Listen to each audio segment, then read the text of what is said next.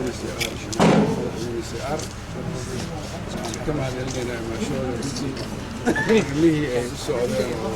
وهو Soomaaliya sidii xal loo heli lahaa dhibaatooyinka looga bixi gaar ahaan dadka awtiga oo dhibaatooyinka sidii dalkooda loogu soo celin lahaa iyo kuwa barakacayaasha sidii ayaga naftooda loogu heli lahaa si deganaanshaha runtii waa ka wada hadalnay aad iyo aadaan usoo dhaweynaynaa anaga ka koonfur galbeed ahaan iyada oo mar walba xalaala wixii decisionka ay dowladda Soomaaliyeed iyo caalamka isla gaaraan anaga ka shaqeynayno ka koonfur galbeed ahaan dadka la soo celiyo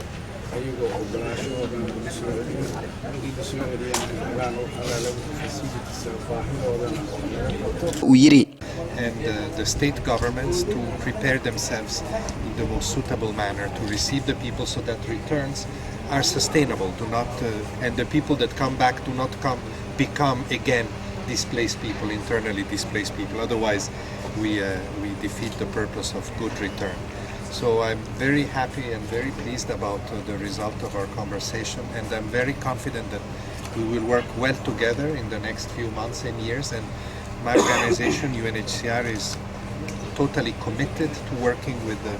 Somali federal and state authorities and with the Somali people, as we have done for many decades. We will continue.